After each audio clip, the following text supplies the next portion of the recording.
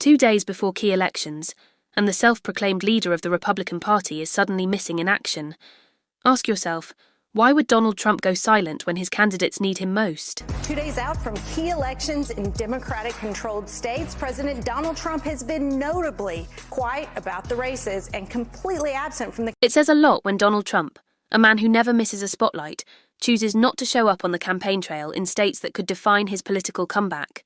Instead of energizing his party's base, he's watching from the sidelines, leaving others to clean up the mess of his own making, from economic fallout to immigration raids that alienated key Latino voters.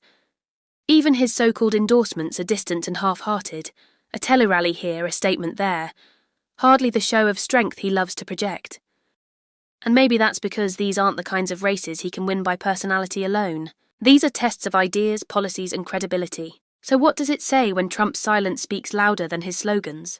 Stay with me. What comes next might surprise you.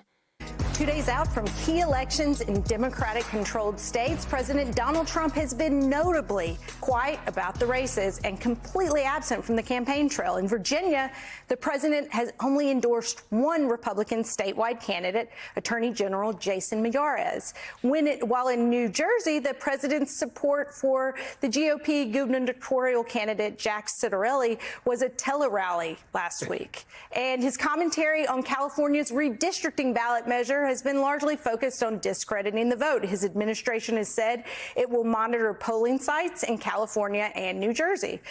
Quick pause. If you're starting to see a pattern here, hit that like button.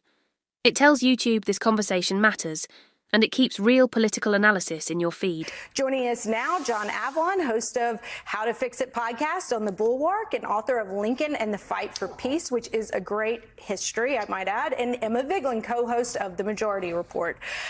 Okay, so... Sounds like a really confident president who's like out there campaigning for all of his candidates and leading the party across the finish line. I remember hearing a lot about Biden in the bunker. Right? Yeah.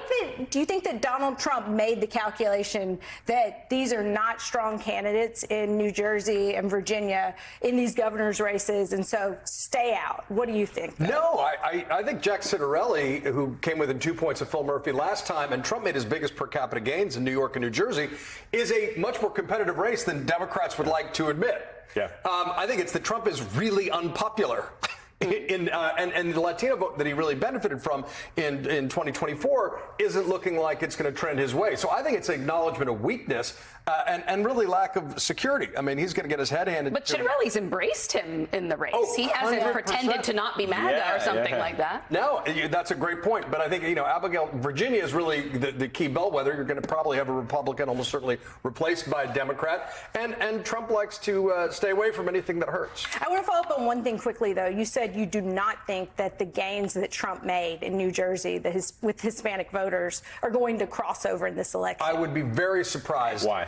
Because I think the Hispanic voters that really were, huge shifts in his direction. But because of the ICE actions, I do think you're going to see, and the Hispanic community obviously is not a monolith, but it's hard to imagine that level of enthusiasm will not be cut. Rising price is a big deal for them. It's all about affordability at the end of the day, of course, but... Yeah, I think if you look at what the coverage has been like on New Jersey, again, it's prices, it's electricity, which the current incumbent, the Democratic governor, has gotten a lot of the blame for among voters. So I actually don't know how it'll shake out, because maybe people are blaming President Trump for higher prices. Maybe they're blaming their Democratic governor for higher prices. So I feel like it's a little bit opaque in terms of how we should read whatever the results are from this election. Yeah, I also think that it's way too close in the sense that Mikey Sherrill has been running a very risk-averse campaign, and that has caused there to be a little bit of closeness in this race where I don't think that necessarily should have been the case.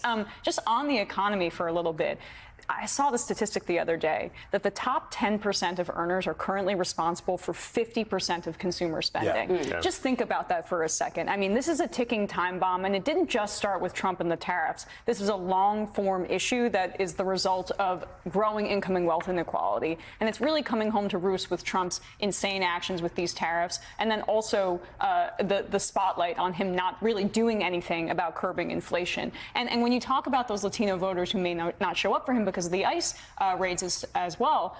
Trump also has an advantage when he's on the ballot, and the rest of the Republican Party does not. You see that low propensity voters turn out for him in a way that they don't for other Republicans, because the Republican brand is quite toxic. Trump is elevated above it because of a celebrity status and because, frankly, the Democrats keep exceptionalizing him and separating him from the rest of the Republican Party over the past 10 years, where Chuck Schumer has been pursuing suburban Republicans in the coalition and eschewing voters like working class voters. He had that infamous line in 2016 where he said, for every blue collar worker we lose in Western Pennsylvania, we will pick up 2 in suburban Philadelphia, suburbs of Philadelphia. That's not how it shook out. That is not how it has shaken out. And it's been the reason why the Democratic Party is even lagging behind the Republicans and Trump in credibility. Well, so we didn't see Trump, but we did see one national figure this weekend in New Jersey who remains very popular with American voters, especially Democrats. We saw President Obama.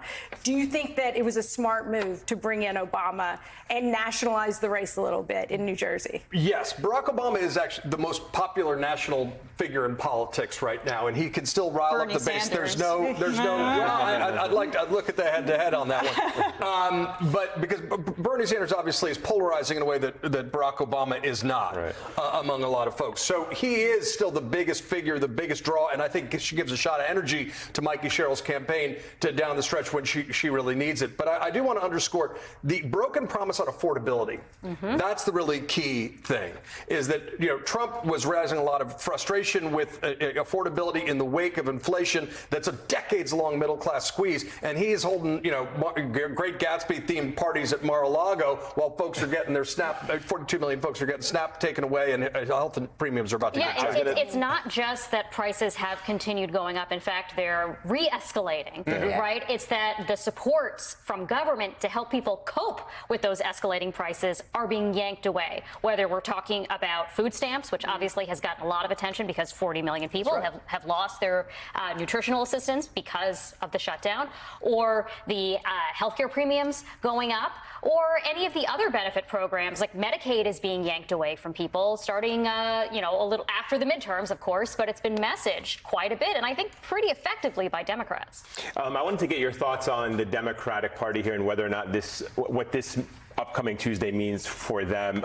Ezra Klein recently wrote for the New York Times that over the past 15 years, the Democratic Party has made room on its left and closed down on its right. For all the talk of what the Democratic Party should learn from Bernie Sanders and Zohran Mamdani, there should be at least as much talk of what they should learn from Manchin or Golden or Marie Perez or Sarah McBride. The party should be seeking more, not less, internal disagreement. Do you agree with that stance? No. I don't know what reality Ezra Klein is living in. The fact that the Democratic Party has tacked to its left in what universe? The coalescing around Joe Biden in the 2020 primary, the besmirching of Bernie Sanders supporters, the eschewing of that movement in 2016, and even in this current moment with Zohran Mamdani, who has been a shot in the arm for the Democratic Party, you still have Chuck Schumer refusing to endorse him, and Hakeem Jeffries' endorsement is lukewarm at best.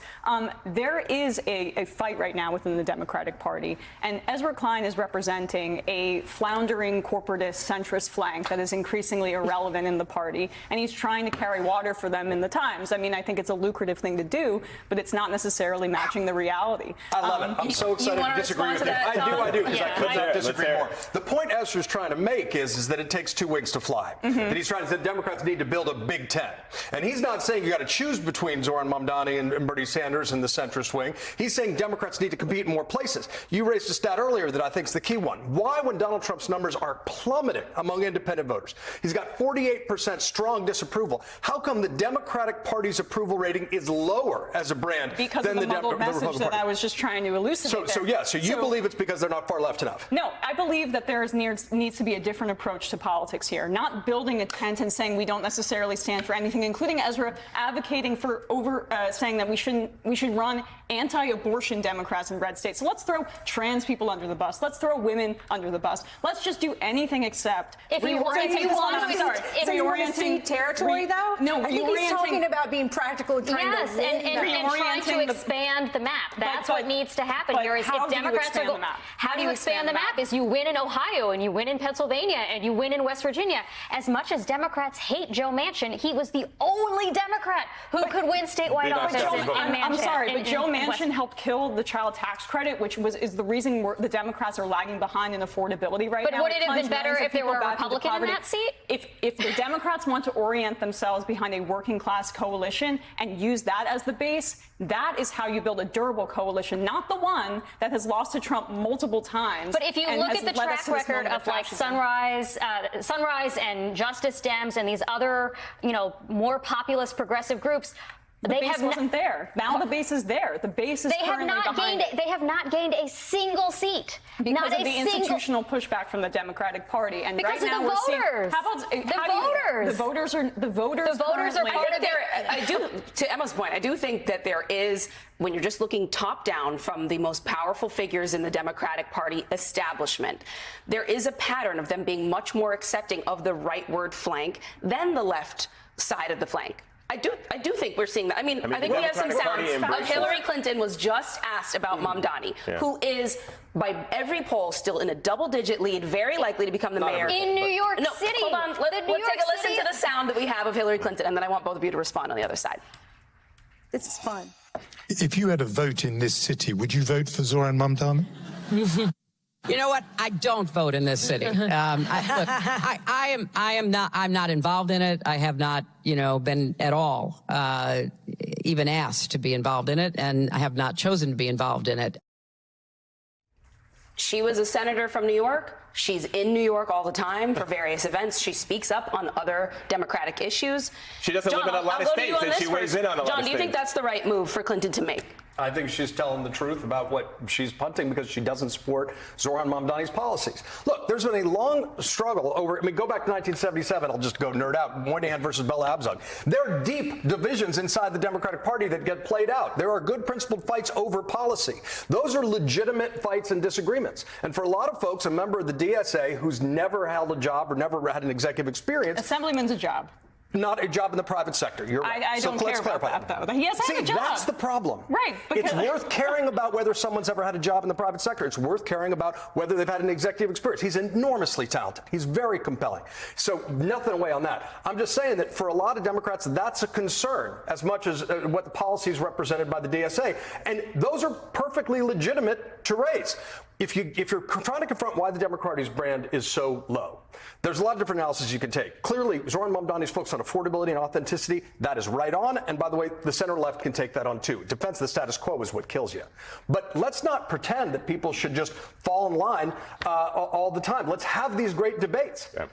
And more importantly, be a reform force in politics that actually helps rebuild the middle class. I was just going to say really quickly, for me, one of the issues in this divide is that regardless of who the Democrats run, Republicans are going to label them socialists and Marxists. They literally called Kamala Harris a socialist. They did that to the Clintons, that's what I mean. Yeah. So the idea that, when people come out and say, oh, a win for Zoran Mamdani is going to just inject energy into the Republicans, this is what Donald Trump wants. But he is a socialist.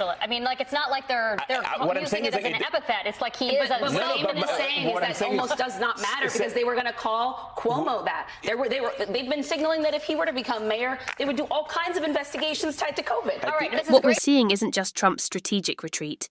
It's a revealing snapshot of Republican insecurity.